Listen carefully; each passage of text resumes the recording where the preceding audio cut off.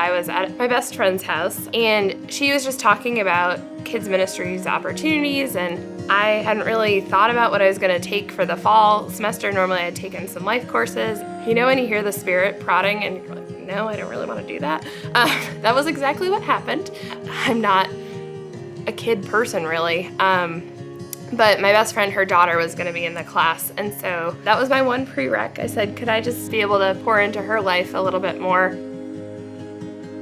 I didn't realize how much I missed working with kids until I started working with them again. You're with them for an hour. Sometimes it feels like a really long time. Sometimes it feels like it went by in about 10 minutes. I think you realize once you kind of serve in a situation like that, you realize how much patience you actually have.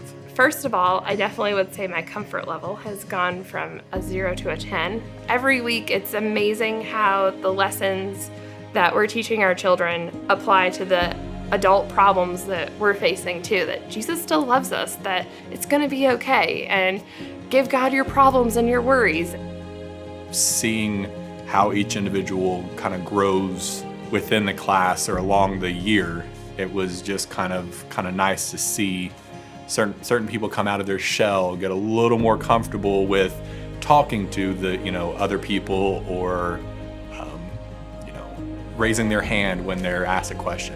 They're going to be our future. They're going to be the ones taking care of us, and we need to be equipping our children to be able to serve in whatever ministry or mission field they're called to.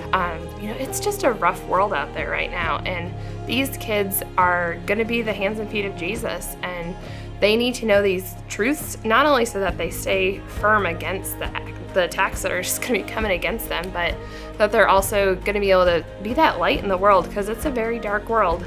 Serving isn't about what you get out of it necessarily. Sometimes serving is about, being there for somebody else. I think, as with anything, you always say yes to God.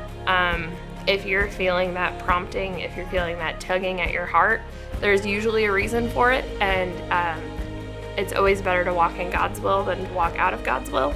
You'll be surprised where He leads you. You may end up living in Georgia when you're from New York, or you may end up teaching a classroom of 4 and 5-year-olds that you never saw yourself doing. But I promise that if you do say yes, that you're gonna see that fruit.